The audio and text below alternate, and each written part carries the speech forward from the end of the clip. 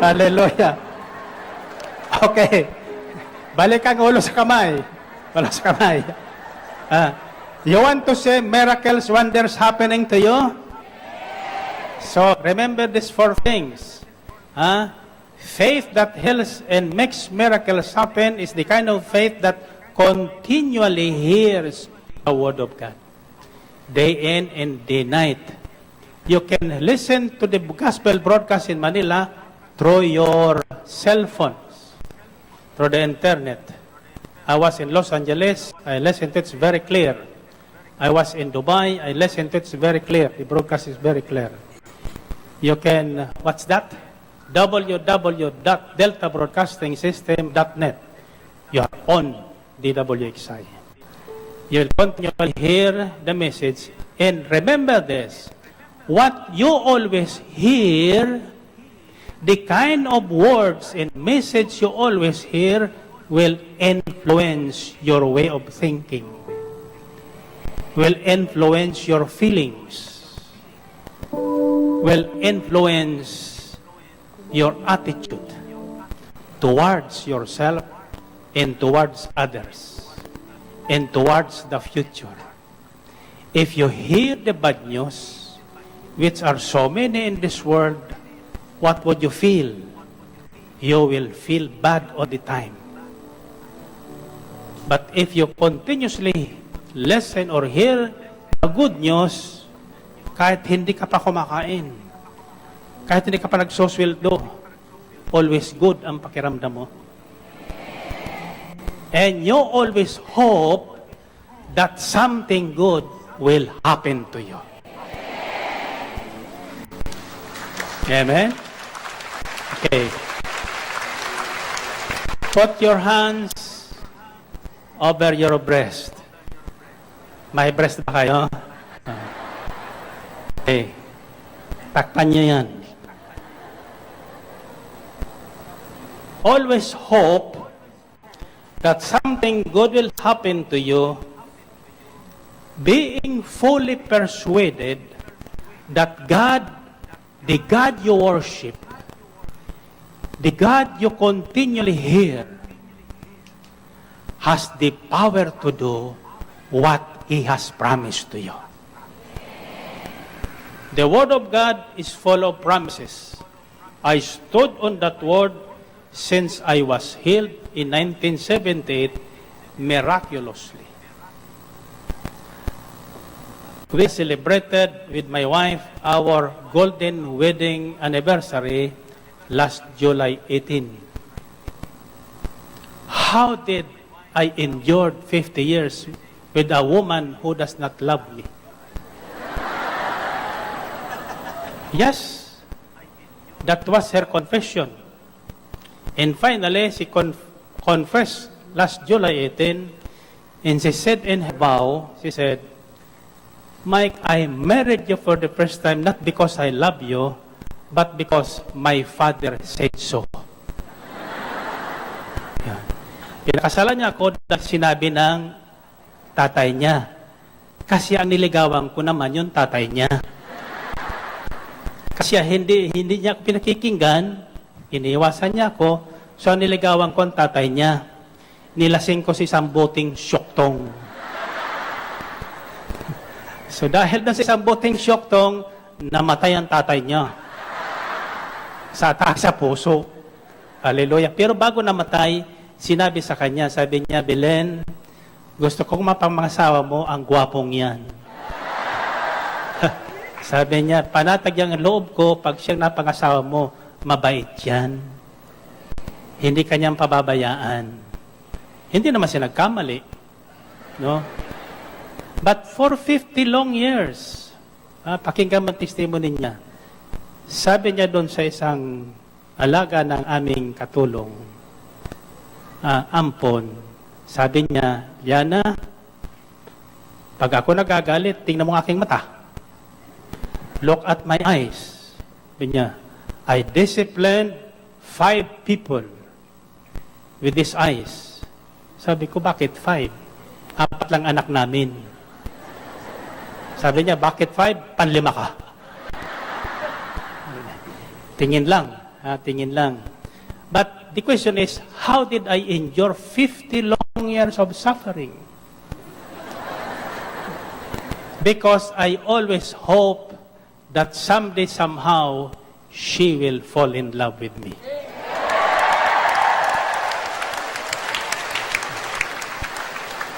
And it did happen. Kaya tayo po nag-celebrate doon ng Golden Wedding. Nagpapatay ko ng 100 baka. At saka 100 litsong baboy. Para sa lahat. Ay hindi kayo umuwi, hindi kayo nakatikim. So to answer questions, listen to this, wherever you are. Maybe your doctor said you have 6 months to live. Or maybe your doctor said you have 1 week to live. What will you do if you hear that news?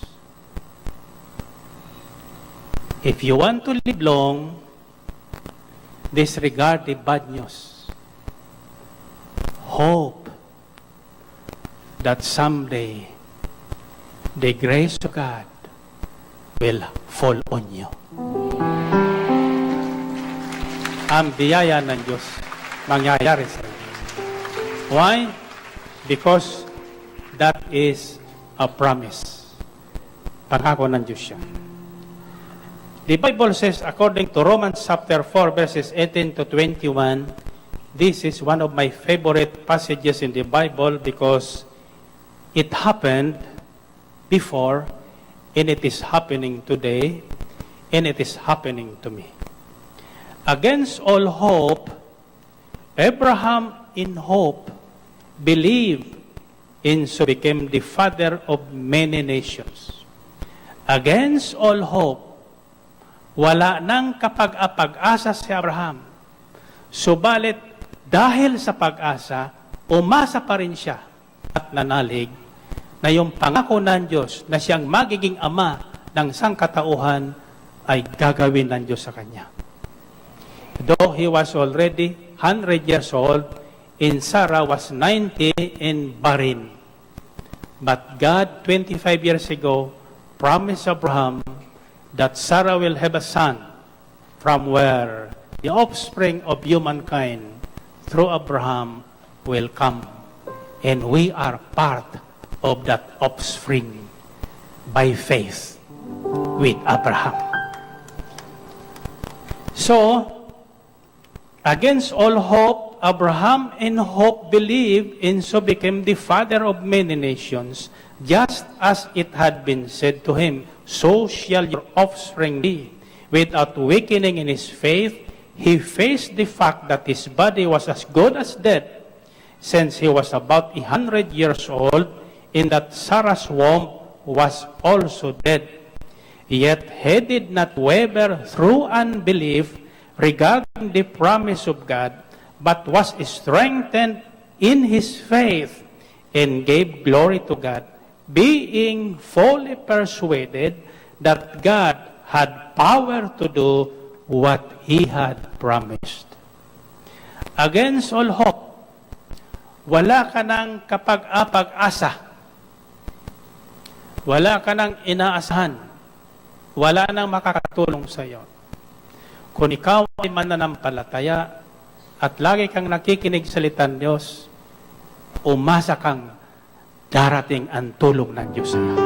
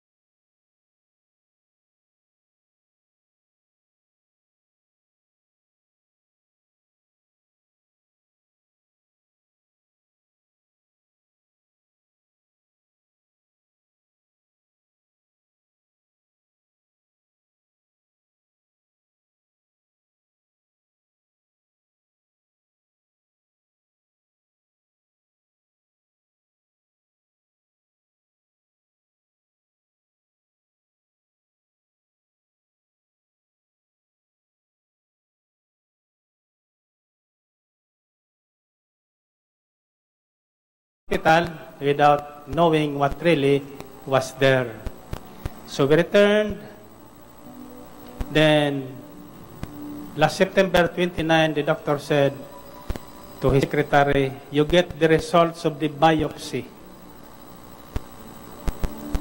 Kung ano ang laman ng balikat ni Brother Mike.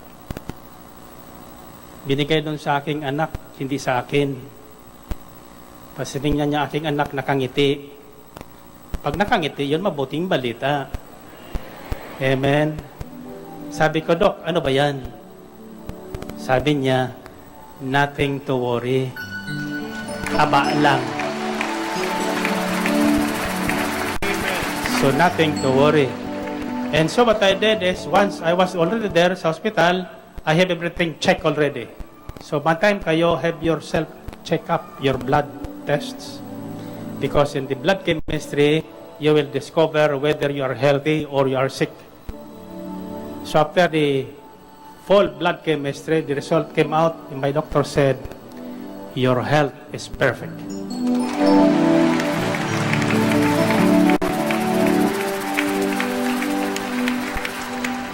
Then, last Saturday, after the healing message, a man came in front of me for the laying of hands.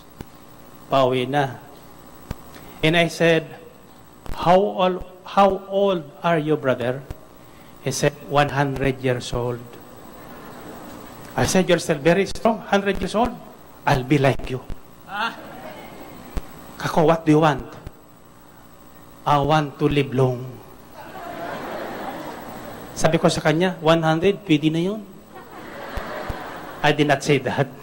So, ang sinabi ko lang, mapalad ka, hahaba pang buhay mo, lalo na kung matuto kang magbalita sa lahat ng tao ng lahat ng ginawa ng Diyos sa buhay mo. Amen? Sa kamay niyo. This is the theme of our celebration. Go, tell the world what the Lord has done for you. Sabihin niyo, Panginoon, salamat po sa biyayang ito. Sa biyayang Salamat salamat sa salita sa salita na sa akin ay sa ating nagbigay nagbigay ng bagong buhay, bagong kalusugan, pagkalusugan, bagong pag-asa. bagong pagkasa. Ngayon, Ngayon, sasabihin ko sasabihin sa lahat sa lahat ng tao na buhay, na buhay, buhay, buhay, buhay si Jesus. At ako rin at ako rin ay buhay na buhay. buhay. Amen. Amen. Amen. Amen. Okay. This is the final blessing. Did you hear the message? Okay, this is what you are going to say when I throw this to you. I'm throwing now to you as I am sharing my faith. Another video po, playback. Ito po ay ang gawain sa Singapore chapter. Ito po ay ang 23rd anniversary po nila na ginanap po sa Tao Peu Sport Hall. At ayan, at na-mention po dito, ayan, shout out mga po pala sa ating mga ka-pray partners dyan sa Singapore. Ayan, sana nawa po loobin ng Diyos maka-attend po ako dyan sa inyo. And yun, ang Singapore po ay, sabi nila, no, maliit lang daw po ang Singapore. Pero nakakamangha, ayan, marami po tayong ka-pray partners and brother and sister dyan sa Singapore. Ayan, pagpalain po kayong lahat dyan. At iyan po, nabanggit po ng punong lingkod dito, na-mention po niya yung kanilang 50th wedding anniversary ni Sister Belen. At yan po ay kasama rin po niya si Sister Belen at ang kanilang bunsong anak na si Sherry Bilarde. Ayan po ang kanilang picture. Ayan na. Napansin niyo po yung kwento ng ating punong lingkod, yung kanyang father-in-law, no? Na nilasing daw niya sa Syoktong. Yan po ay kwento ng punong lingkod na paulit-ulit na po nating naririnig. Ayan po. Paulit-ulit siya kasi po, totoo po siya nangyari. At kung maaalala niyo po yung mga pulis sa investigation, para mahuli nila kung nagsisinungaling yung suspect, paulit-ulit nilang tinatanong ng same question. So kung totoo, yung kanyang statement, hindi magbabago yung kwento niya. So sa punong lingkod po, kahit saan niya po ikwento yan, so same statement, hindi nagbabago. Kasi ibig sabihin, totoo po. Kasi meron po tayong mga pray partners na nagsasabing, paulit-ulit naman ang kwento ng punong lingkod. Hindi na sila aaten kasi paulit-ulit daw ang kwento. Pero, di ba, mga kapatid, kung tayo ay puspos ng kagalakan mula sa Diyos, kahit paulit-ulit po ang kwento ng punong lingkod, meron po yung aral at laging bago at sariwa ang kapahayagan. Amen po. At yan, naka-attend nga po pala ako ng 50th wedding anniversary nila. Pero hindi po ako nakatikim ng baka. Alam niyo po kung bakit. Kasi po yung aming service, no, yung nagmamadali pong umuwi. At kasi yung distribution ng baka ay after po ng gawain. So, after ng gawain, alam niyo naman yung iba nagmamadali, no? Ganun din po yung nangyari sa amin, kaya hindi po kami nakatikim ng baka. 100 baka, marami po yun. Pero dahil sobrang dami din ng ating kapatiran, yung iba po talaga ay hindi nakatikim. Naibahagi pong Bible verse ng ating punong lingkod ay mula po sa Romans 4:18 to 21. Abraham believed and hope even when there is no reason for hoping. O, diba? So, nanalig po si Abraham at yung kanyang faith po ay hindi po nanghina. So, sabi doon, not weakening yung kanyang faith. Basta nagtiwala siya kay Yahweh El Shaddai na darating yung kanilang anak, offspring, at siya'y magiging ama ng sangkalupaan. So, ayan. So, kahit wala na tayong pag-asa, basta tayo ay nagtiwala at nanalig sa salita ng Diyos, tayo ay lalakas at makakamtan natin ang tagumpay na hinihintay natin. Amen po. Ang sarap talaga, salita ng Diyos. So, kaya po nilagyan ko siya ng title na Expect Good Thing Will Happen to You. So ayan. So, yun po ay ang faith ni Abraham. And more on pa po with this video. Ayan, ang buong video po ay mapapanood po ito po sa El Shaddai SG. Ayan. Stand for Singapore. So, ilalagay ko po yung buong link diyan po sa comment section at pwede niyo pong panoorin ng buong buo. Ayan. Ayan, shout out po sa ating mga kapatid dyan sa Singapore. Ayan, hopefully, makita ko po kayo, ma-meet ko po kayo, at maka-attend po ako ng gawain dyan sa Singapore. Thank you, Lord. I claim it, manifesting it. Ayan, muli po tayo nag-aanyaya. Ang ating pong gawain ay patuloy, lagi pong Tuesday and Saturday. Dyan po sa Sukat Paranaque, San Dionisio, dyan po sa Ambel Grounds. At ang Amor Solo Prayer Meeting naman ay ginagana po Monday, Wednesday, Thursday, and Friday. Dyan po sa 118 Amor Solo Building, Legazpi Street, Makati City. Ayan. Attend po tayo lagi at makinig ng salita ng Diyos day and night. Ayan. Ayan, maraming salamat, brother and sister, and see you sa next video.